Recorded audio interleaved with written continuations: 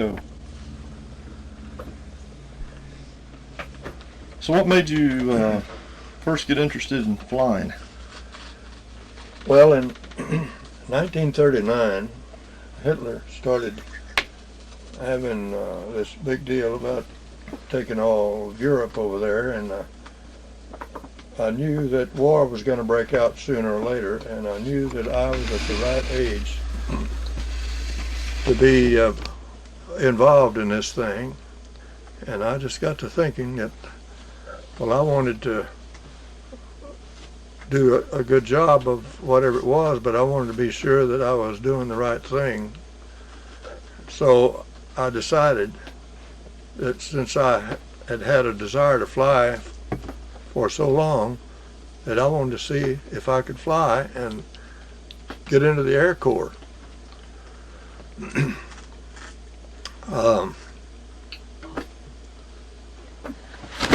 I inquired through a friend of mine of how I could get into this civilian pilot training, which is called CPT, and see if I could qualify, and then see what all it would take for me to get in to become a cadet. First of all, to see if I had the natural ability to fly. Well, after some time of going through a whole lot of things, I found out that out at the Abilene airport that they were involved in this civilian pilot training, and I thought that I would go out there and talk to them about this. The first thing I had to do was to clear myself through Hardin-Simmons, where they could vouch for me that I was qualified with education, which was 2 years of college. And I did all of that, and then enrolled at the Abilene airport to get involved in this flying business. Excuse me, but your college was Texas A&M and Tarleton State, right? Yeah. And a checkout through Hardin-Simmons, because they did all that to all the cadets or people that wanted to become cadets. They checked out at Hardin-Simmons. And I got involved in that at the airport. I was still working for International Harvester, and during my noon hour, I would go out to the airport and take flying lessons. And my instructor started me out in a J3 Cub. And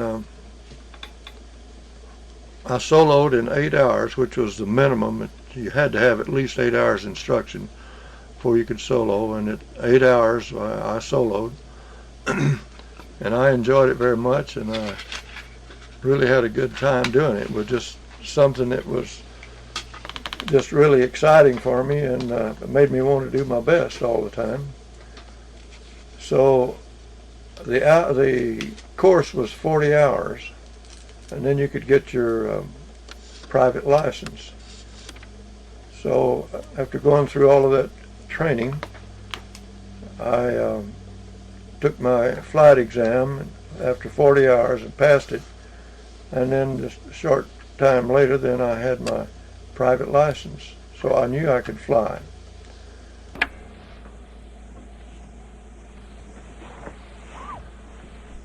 On realizing that I could fly and should make the grade all right, I really became interested in trying to get into the Air Force.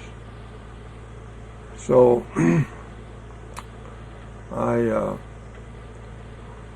did all the paperwork and did everything I could to get into the cadets, and sure enough, one day I got a telegram telling me that was to report to San Antonio for cadet training. I've forgotten the date, but I reported to San Antonio sometime in January, and became acquainted with all the other young fellows that was doing the same thing that I was doing. Whereabouts in San Antonio? This was at Kelly Field in San Antonio. And they put us in what we call Tent City there for a few days to get everything squared away and get tests run and all of that. And then shortly after that, they moved us down into another area in a tent city, and we stayed there, and we stayed there, and we stayed there.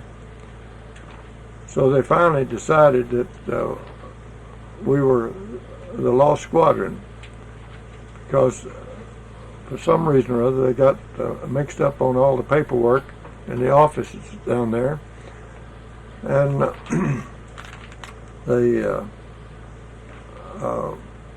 decided just to hold us down there in Tent City for the next class, which means that I should have been in the class of 42H. But instead, since all of that setback on time and all, we were all assigned to the class of 42I. And we did our training there at Kelly Field, what we called On the Hill, and did all of our schoolwork and paperwork and all of that for several weeks. And then when we finished that, it's time to go to flying school.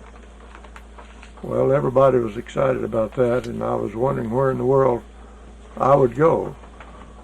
So when I went to the bulletin board there in the building, it showed that I was to go to Parks Air College at East St. Louis, Illinois, and I was to report immediately. Well, getting all packed up and getting on the train and taking a few days to get to St. Louis, several of us reported in there to the captain at Parks Air College to get lined up and get all ready for our schoolwork and also for our flight training. We had a whole lot of work to do before we ever thought about flying. Lots of schoolwork, lots of classes, just lots of everything like that you're not very interested in because you want to fly. But eventually we came to the time to meet our flight instructors and to find out what it was all about. My flight instructor was a fellow by the name of Rybakov, who was a Russian Jew, and he was about 5'7" or 8", not a very big fellow, and a real nice guy and an excellent pilot. So I hit it off pretty good with him. He was friendly to me, and I was friendly to him, and the other guys in my little group there were real happy with Rybakov. And he decided to take me up for a flight over to a field east of East St. Louis, where they use for practice landings. And the way he introduced me to that field was, we dived down to the field to about 100 feet off the ground, and he turns the plane upside down, and we buzz the strip upside down to show me the runway and all the things that were around there. And then he pulled up and then straightened up and came back around, and then we flew around it a couple of times and then headed on back to Parks Air College.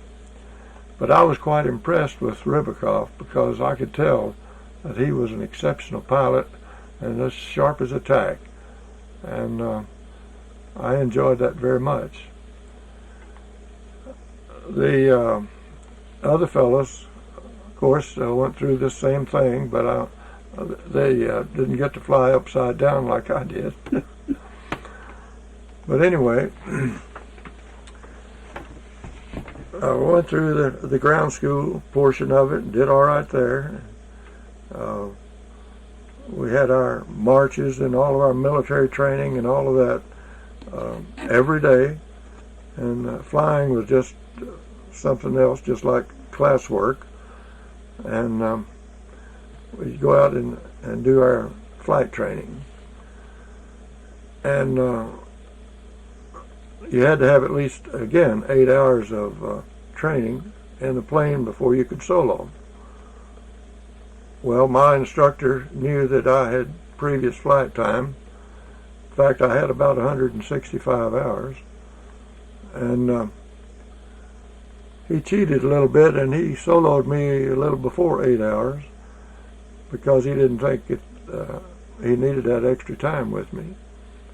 And I soloed and took it around and flew around the area there and came back and landed, and he bragged on me, said it was fine and everything was okay.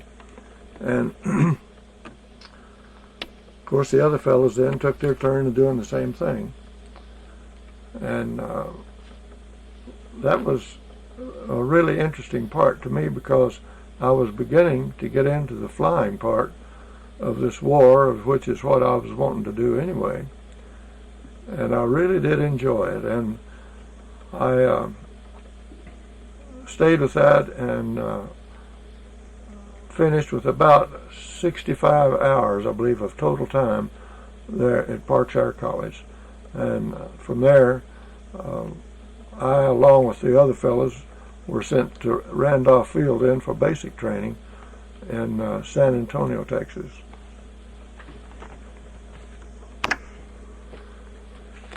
By the way, before I forget it, I want to mention that I was made the first captain of the cadets at Parks Air College, and it was a real privilege that I had, and the cadets that I had that were under me were really friendly and great to work with, and we just really had a ball, and everything seemed to work out fine.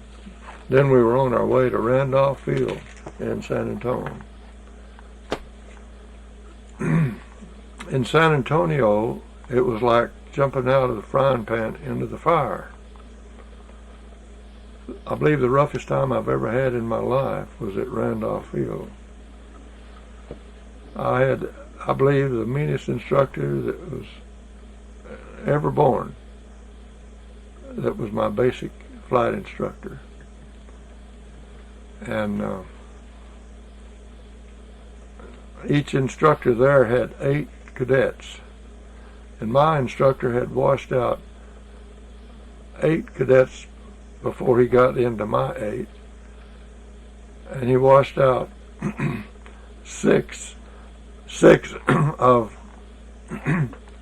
my group and just left me and another fellow in his flight, and it seemed like he was determined to wash us out. But I was determined that I was going to stay regardless. And finally it just got so bad that I went to the commander and asked the commander there to transfer me to another instructor, that I just could not get along with this fellow, and I thought that if I stayed, he would soon wash me out. And I wanted to get another instructor. So he said, all right, I'll get you another instructor. Well, he got me a Lieutenant MacDonald, who was twice as bad as the fellow that I had. And he had his 8 cadets all washed out. And he had nothing to do until myself and another fellow went over there and got in his class of flying. And it was terrible. Regardless of what I did under McDonald, it was wrong, even if it was right. He told me it was wrong. And he was on me like a rug. And the only thing I could do was just grin and bear it, and it was hard to do. And every time I got down from a flight and taxied in, he would make me run around the hangar with my parachute on twice before I could take it off and go to my dorm. And I'm telling you, that old parachute just was really heavy. And he would come around and sneak around to see if I was running or walking when I was trotting around that hangar. And a couple of times he caught me walking. But anyway, I finally made it under him. And I never will forget, at the hotel there in San Antonio where we had our graduation party. What's the name of that hotel? I can't think of the name of the hotel right at the moment. But anyway, everybody had a few drinks there. It was on the mezzanine floor. And it was real swanky, and it was real Air Force. And everybody was really having a good time, and the food was just out of this world. And Lieutenant MacDonald came over to the table where I was and sat down, and I could tell he had a few too many. And he came over and sat down beside me and put his arm around me, and he said, "Carter, you were a good pilot, but I didn't want you to get shot down over there. And the only thing I knew to do was to be hard on you so you could get back. Because if you took it easy over there, you wouldn't last till the water got hot." And he said he wasn't mad at me, but he just wanted to be sure that everything worked right and that I was doing everything right. Well, of course, I didn't know. That was a surprise, because I didn't think that he cared very much about me.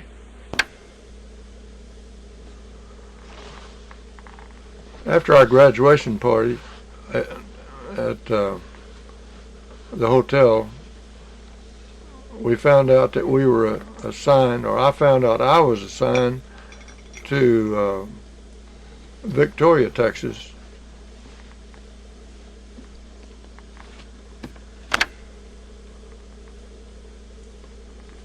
I was going to Foster Field there in Victoria to take advanced, flying AT-6s, which at that time I thought was the finest airplane ever made. And sure enough, after I flew it for a little while, I thought it was the finest airplane made. It was a real joy to fly. It was like a Lincoln Town Car is nowadays. Okay, let me interrupt before you get too far there. Going back to Parks Air College in St. Louis, how did you get the nickname Hedgehopper? Oh, well, you know, when you're out by yourself and you're flying around and everything's good, the weather's good, and all you kind of get wanting to do things that you'd really like to do, but you don't want anybody to know about, but yet you still want to do them. So to begin with, I saw a man on a tractor that was out in a wheat field, and he was driving that tractor along, plowing some stuff. So I decided I'd kind of excite him a little bit, and I went down on him, and I got pretty close, but not dangerously close. But it's close enough that he jumped off the tractor. Well, he stopped it and jumped off the tractor and got down underneath it, and didn't like the idea very well. But he got back on it then as I pulled up and started circling around, and I thought, well, I believe I'll do that again. And I buzzed him again. He jumped off of it again and got down under the tractor, and then of course I thought, hey, I better get out of here or somebody will report me. Now, what kind of plane was that? I was in a PT-19, Okay. a trainer. Fixed landing gear? Yes. And I thought that when I got so low down flying over that wheat field with that fixed landing gear that I just left 2 ruts in the wheat where the plane had gone. That's how close I was. That's pretty low. But anyway, I got caught. And one of the instructors saw that going on. Now, how do you think you got caught? Do you think it was that guy on the tractor? No. The other instructor was up with another student, and he saw me doing this, so he flew down on me, and motioned me to follow him back. But he had a student in the back cockpit. So I said, oh man, I'm caught now. So we flew back to Parks, and he wanted me to get down on the strip so quick that he had me to land downwind, which you don't ordinarily do, but the wind, of course, wasn't very bad. But he told me to go ahead and land downwind, which I did. And I took a ribbing from my classmates down there for landing downwind. They didn't know all the situation. But anyway, I had to report then to the base commander, and he talked to me pretty straight and wanted to, or did ask me if I wanted to stay in and be a pilot, because if I kept doing things like that, I'd be washed out in a heartbeat. So I told him, no, I didn't want to do that. I wanted to stay in. So sure enough, that was all they did. They just got after me pretty good and let me go. But I'll have to admit that wasn't the only thing I did up there. Later on, when I thought nobody was around, I did some more hedge hopping and buzzing and things like that I really shouldn't have, but I just, for some reason or other, wanted to do it. You know, you get a wild hair sometime, and you'll do things that you shouldn't do. But I had a lot of fun about it, and everything worked out, and they didn't give me any demerits or anything, and everything worked out fine. But back to Randolph, it was so tough that every time you did something wrong, they'd give you so many hours of walking on the parade strip out there. And I think it wound up at Randolph that I had more time walking those demerits off than I had in the air flying. But I missed a lot of Saturday afternoons going into town in San Antonio because I had to pack a rifle and get out there and march up and down the deal.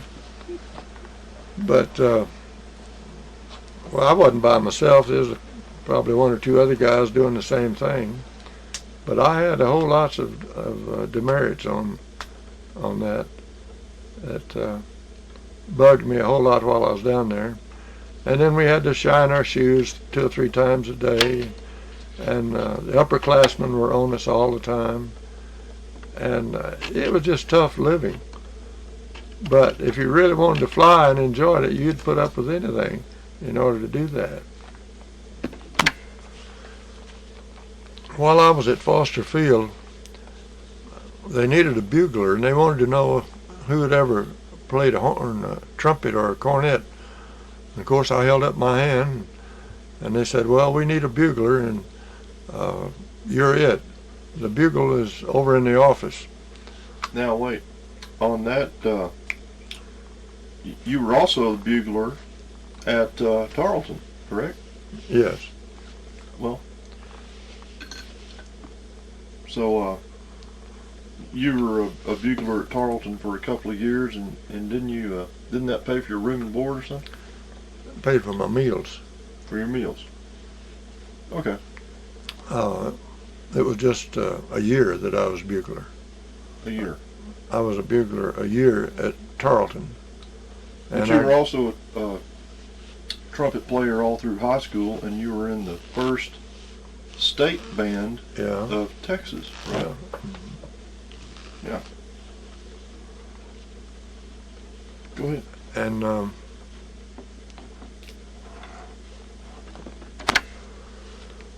And the duties of being a bugler there at the flying school was the officer of the day would come by and wake me up about 5:30 of the morning, and then I would just put on my pants and shirt and shoes, and then I'd run out by the flagpole and play the bugle.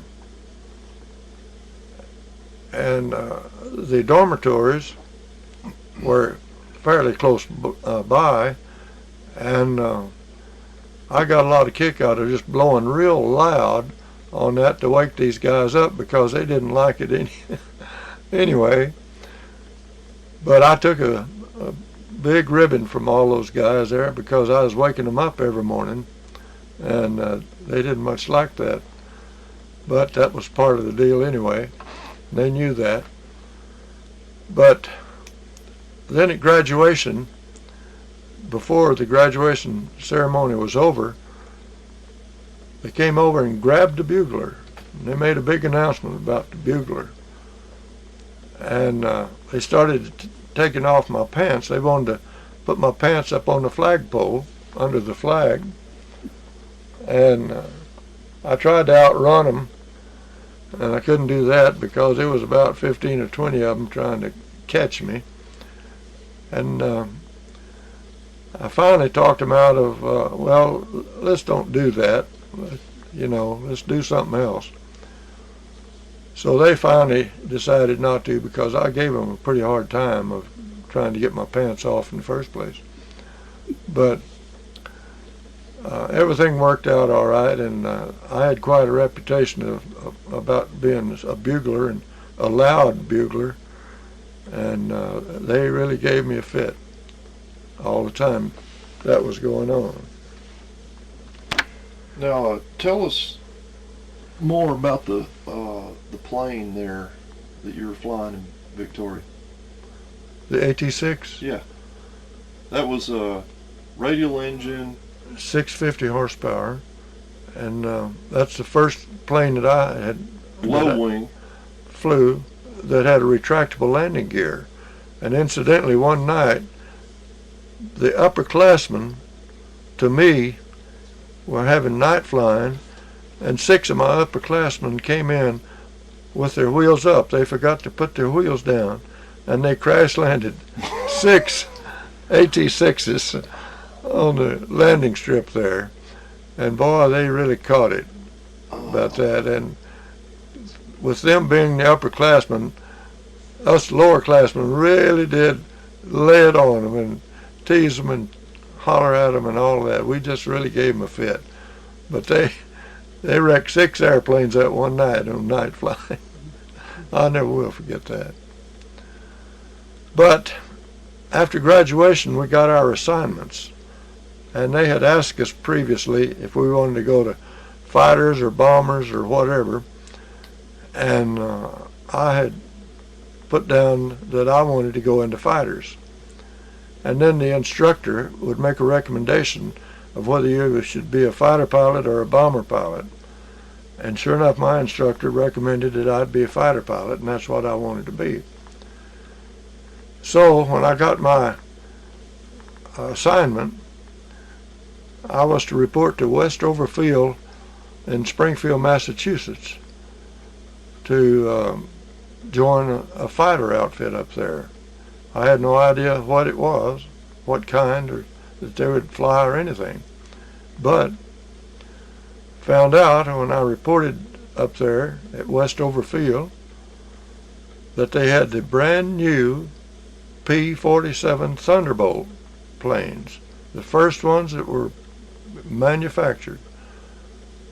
In fact, they were still redlined at 300 miles an hour because the tail surfaces had to be improved because they had lost several planes with the tail coming apart. Now, so was that that first model? Didn't you say that was not an aluminum tail section? That's right. It was a cloth tail section, and that was the B models, and they were just straight and level is about the only way you could fly those. Was it from the canopy back of the fuselage? No, it's just back at the tail section, the rudder, just and the horizontal control surfaces. Mm-hmm. Why in the world would that be cloth? I don't know. But ours wasn't to ask any questions. When they assigned us a plane, we had to go get in it and fly it.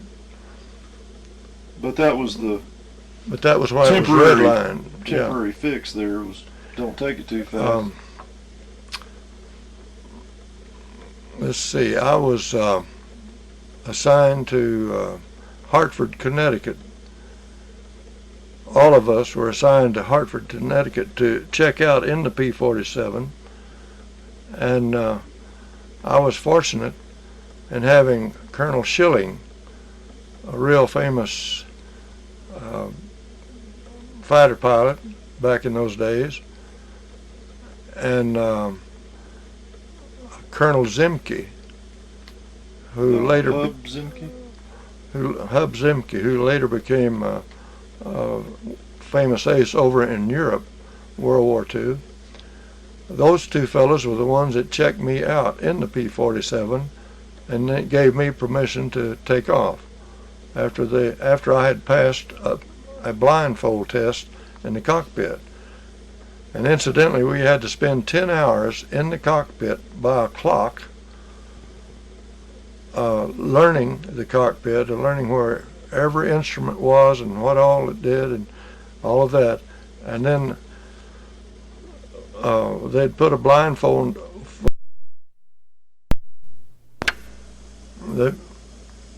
and we had to pass a test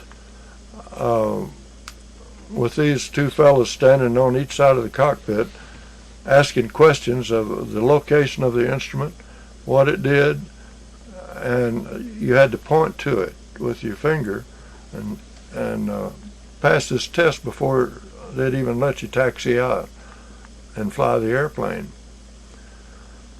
Well, after the 10 hours, I was able to pass the test and taxied out and took off. And you can imagine the contrast in taking off in that airplane after flying an AT-6 and a PT-19 and a Cub airplane of what this was like. Because I took off in this P-47 and as soon as I got airborne, I looked at my airspeed and I was doing about 150. And then in 3 minutes later, I was doing about 190. And just a few minutes later, I was doing about 220. I couldn't imagine going that fast. These airplanes have so much power that, of course, I wasn't used to it. and everything was so smooth. The airplane was just like silk, just smooth as it could be. So after I flew around a while trying to get used to it, then the tower called me and told me it was my turn to come in and land. Well, I throttled back. Well, that didn't help very much. That old plane just kept on going. And you can't put your flaps down until you're under 200 miles an hour. So I was circling around up there doing about 240 or 250, circling around, circling, trying to slow that thing down. And finally, pulled the throttle back enough to where the thing finally started slowing down. Then I started making an approach. And when I got to about 130 miles an hour, I put the flaps down. And of course the airplane felt completely different then, but I was still coming in on the runway. And I made a good landing. I didn't bounce or anything, skipped it in there. And they bragged on me and said I did real good. And then the other fellows that were up doing the same thing, they were checking out in it just like I was. Then we all moved over to Westover Field at Springfield, Massachusetts. And they called a meeting of all the pilots there into the hangar. And that's when I met my group commander, one of the finest fellows that ever lived, and turned out to be one of the top-ranking aces of the whole U.S. Air Force, Colonel Neil Kirby, Kearby, from Dallas, Texas, originally from Wichita Falls. His daddy was a doctor in Wichita and then into Dallas, and real fine. His wife was as sweet as she could be, and they had 2 young boys. And I met him, and I was really pleased with him, and he was real friendly. And we kind of hit it off. And of course he was meeting all the pilots there. And we had just a wonderful time and had refreshments and all of that, all in our dress uniforms, and everything was just going fine. And then we called another meeting then, I believe the next day, and kind of gave us an outlook of what it was all about. That we were going to be a new Thunderbolt group that was organized to fight the war over in Europe. So everything was to be done at high altitude. Well, I never had been much over 20,000 feet in an AT-6, but found out that P-47 would go to 40,000 feet. Well, that's quite a surprise. And you kind of have to get used to that, actually, and mentally too, because everything is so different. But we started practicing there, and incidentally it was in the wintertime, and we had a lot of weather to contend with, and we would fly every day, and if the weather was good, and most of the time it was pretty good, but we would have some real bad weather to come in there with snow. In fact, we'd have, I believe the most snow I ever saw was about 33 inches of snow on the ground. So we couldn't fly until they plowed the runways.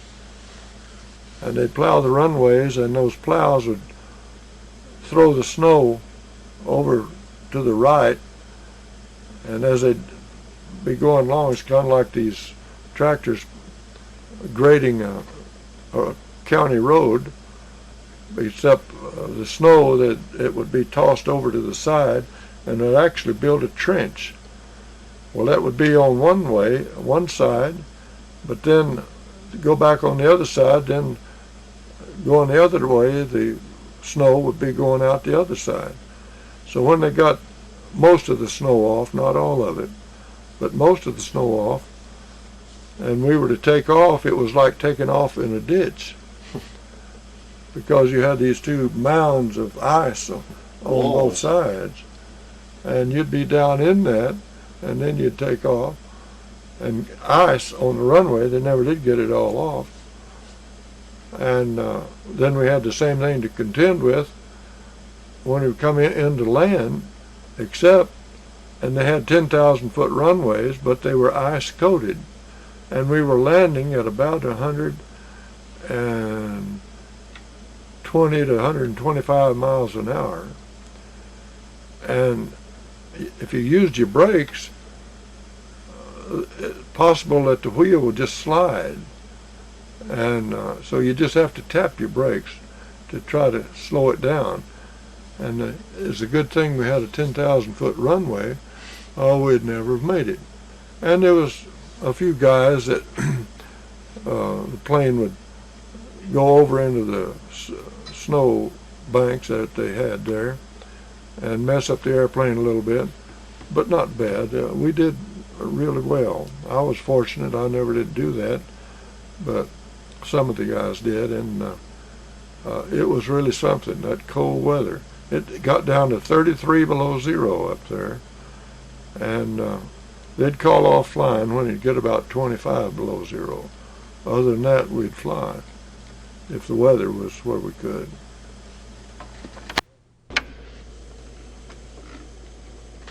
Okay.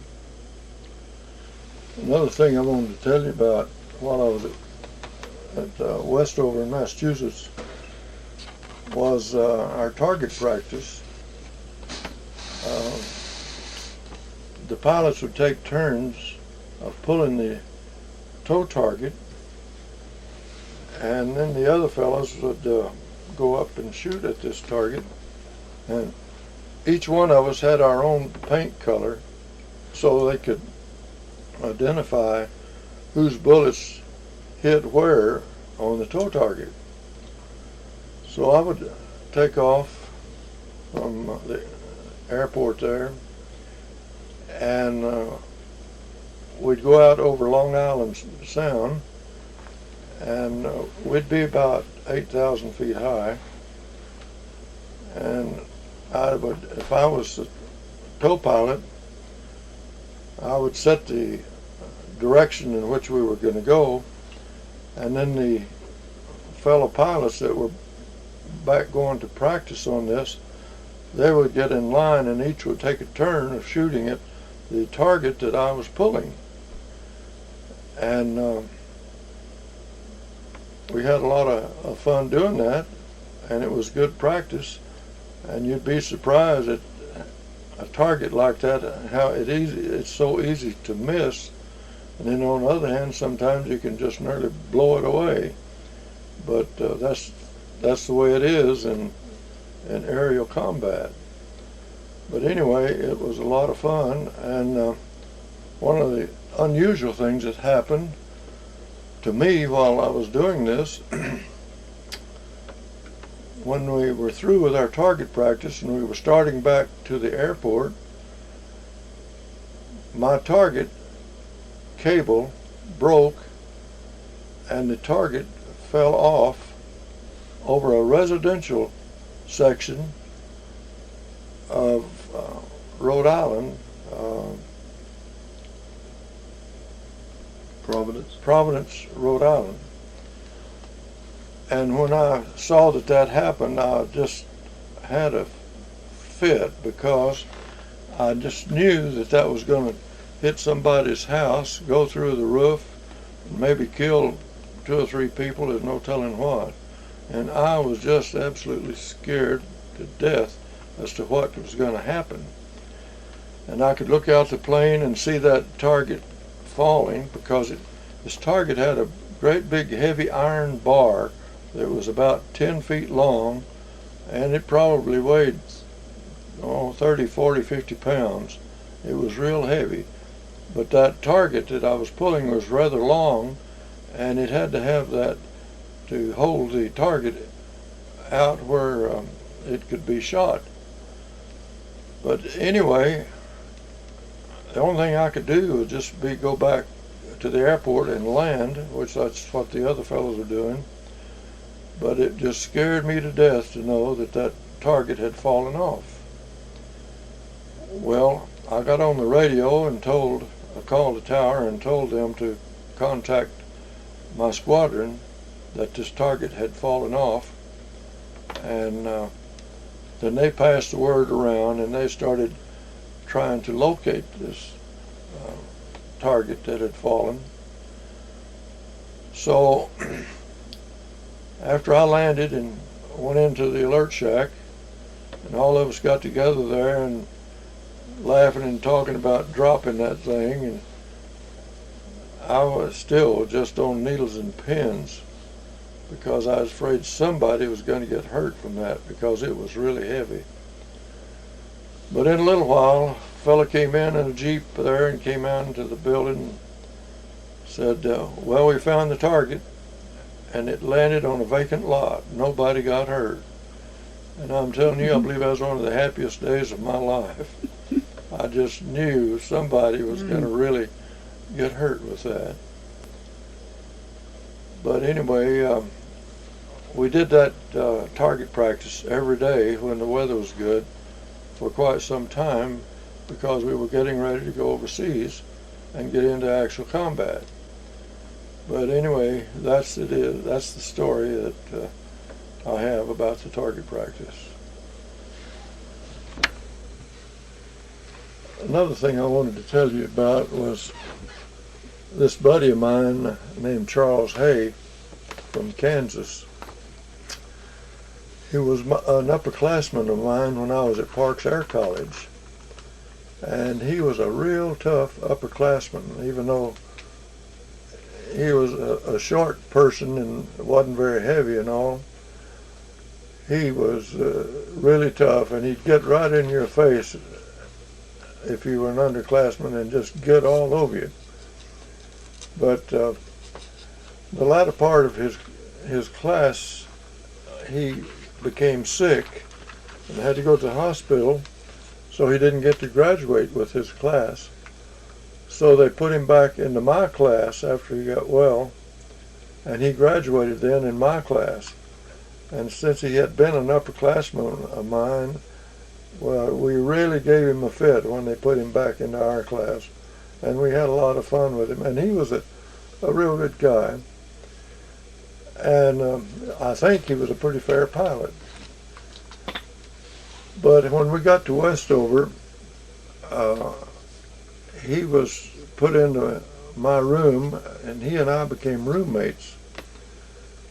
And we flew a lot together and all, but the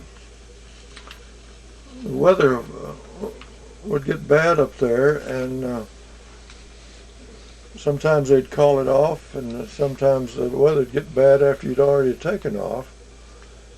And what happened to Charles was he was up on a practice mission there at Westover, and they got into a big snowstorm, and he lost his horizon, and he wasn't very familiar with instrument flying anyway, and he spun in and was killed. And of course I hated to hear that, and so they asked me, my squadron commander asked me to escort his body to Detroit, Michigan for the burial there, a military funeral, which of course I was glad to do. But I had to escort the body on the train, and we went to Detroit, and we had the funeral, and then of course I got back on the train and went back to my outfit. The problem that we had in that weather up there was sometimes you'd be up and it would get bad while you were flying, and of course the thing to do would be to hurry up and get back to your base. But Charlie didn't have a chance to on this particular time. It just so happened that before I took off, the weather had gotten bad, and I didn't fly at that particular time because of that, but too bad for Charles. He was already up in it and spun in, and that was just really a bad situation. But he was a nice guy. I really did enjoy him. He was a good roommate. Okay. I want to tell you about when we were told that we were getting ready to go overseas and get into combat. Going to fight this war and try to win it. So we were notified to get all of our things together and pack them up, that we were getting ready to leave, and we would go and get on a train in Providence, and from there we had no idea where we were going. We thought we were going to Europe because that's where the main battle was, but we didn't know. So we got on board the train, big long passenger train, and all the window blinds were pulled down where you couldn't see out and no one could see in. And after we all got loaded on there and got all of our stuff fixed in there with us, we took off. And we rode and we rode and we rode. And it's really not too far from Providence down toward New York. But that didn't seem to make any difference because we didn't go toward New York. We went in the opposite direction. And we rode all day, all over Massachusetts, mostly so anybody that was trying to check up on us, what we used to call the fifth column, so they wouldn't know exactly where we were going or who it was, because there was no identification of us at all on the airplane, on the train. But late that evening, about dark, we finally got into New York City. And then from there we went over to New Jersey. And the train pulled up in there, and even then we didn't get to pull up the blinds, but we got all of our stuff that we had, our bags and all of that. And then we had to load on some trucks and go to the wharf where the ship was anchored that we were going to get on. And all of us, and we had, by the way, had to wear our tin helmets that we had been issued, like the GI soldier wears, and you couldn't carry it, you had to wear it. And then you had to carry all your baggage and stuff. And I know mine weighed 60 pounds, and it was all I could do to carry that stuff and wear that old tin helmet and check in there at the main entrance there of boarding the ship, and then walk up the gangplank with all that weight. I just like not have made it, but I finally did. But we got on board ship. They assigned us our rooms, and incidentally we had state rooms, which was pretty nice, and there was 4 of us to a room. And Charlie Allen and Myron Nasho and Bill Chase and let's see, that was Red Robert? No, Lynn? Lynn Parsons was in our stateroom. And we all knew that we were going to England because we were following a P-47 group that had just gone over a little while before that. Since they went to England, we knew that we were going to England to help them out. So sometime during the night, the ship started to leave the harbor. And when we felt it moving, well, of course, we went outside on deck to look around and saw the Statue of Liberty, and we all waved goodbye to the Statue of Liberty. And then we headed out to sea.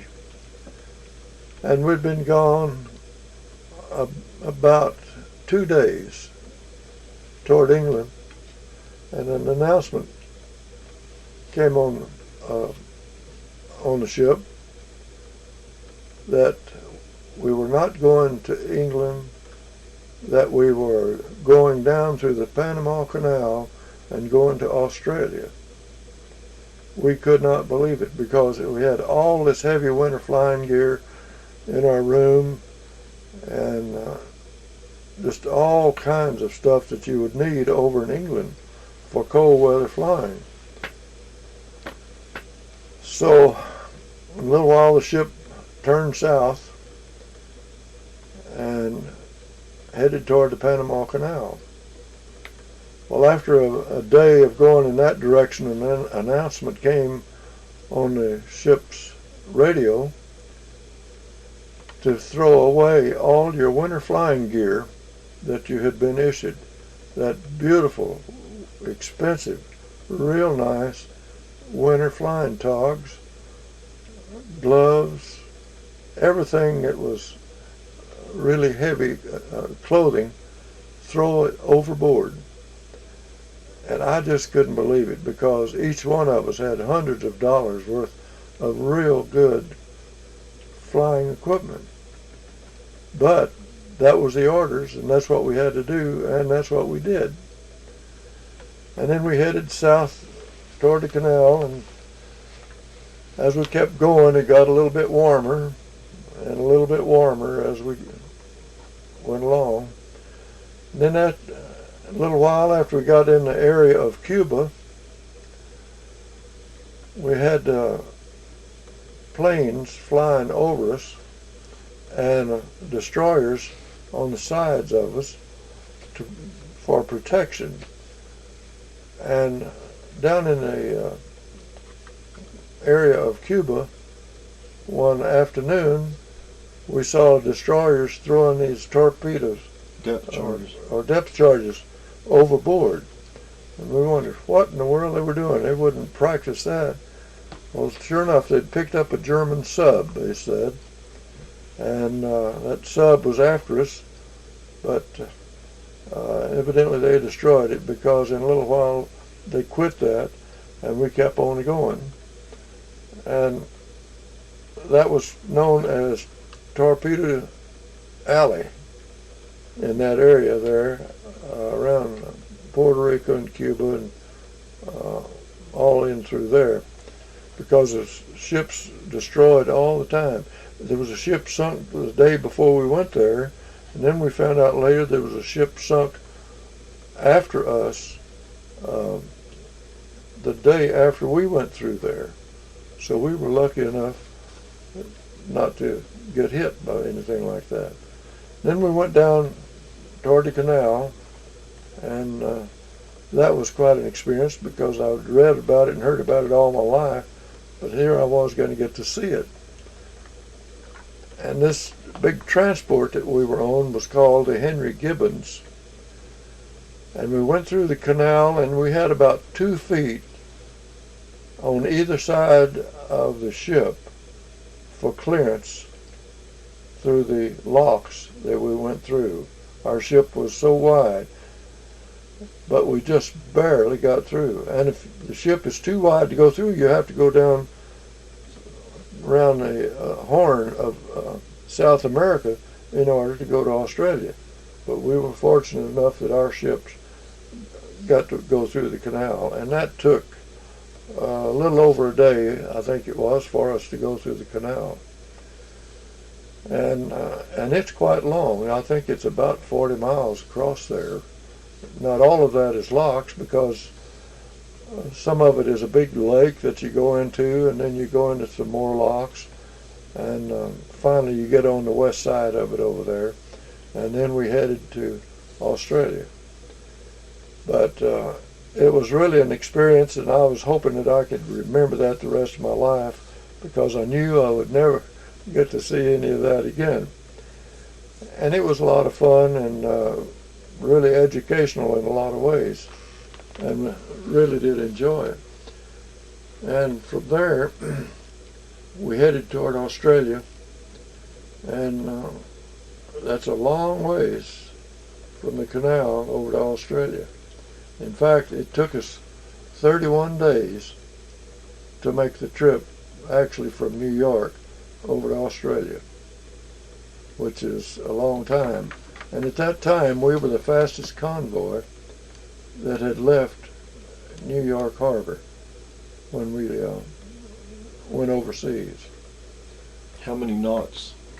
We averaged about 18 to 20 knots in our travel, and incidentally, we got to practice shooting clay pigeons on the fantail of the ship when we were out in the middle of the Pacific. And another strange thing that happened was we developed a list. In other words, the ship leaned to the right because the ballast that keeps the ship level some way got out of kilter, and we had about a 30-degree list to the right for 4 days. And anytime you wanted to walk anywhere, you had to be real careful or you'd fall. But they worked and worked and worked, and they finally got the thing leveled after several days. But when you'd get in bed, your bed was sloping, and you get out to walk, and the area was sloping to where you could hardly walk. But anyway, that's just part of it. And we went for many, many days till we finally got into Brisbane, Australia. And Brisbane, I thought, was right on the coast, but it's not. It's about 5 or 6 miles inland. But there's a river that runs there by Brisbane that goes out to the ocean. And when we got over there, our ships went up this river then into Brisbane, Australia. And there we unloaded, and it seemed like we stepped back in time about 30 years or more, because the town of Brisbane reminded me of what the towns used to be probably around 1900 and 1910 back here in the States. Quite a difference. And we were unloaded and went to the airport, which was called Eagle Farms. And there we set up our camp and all for to wait until our planes arrived from the States. And we were there about 6 weeks before our planes got in. And when they got in, they were brand new, and they had to be slow timed, and we had to put 8 hours on each airplane before you could fly them away from there. And then from there we went to Port Moresby, New Guinea, and we had an excellent time there in Australia, and visiting around in Brisbane, and we had a lot of free time, and we just had fun and enjoyed it. Well, that's about that, from that story.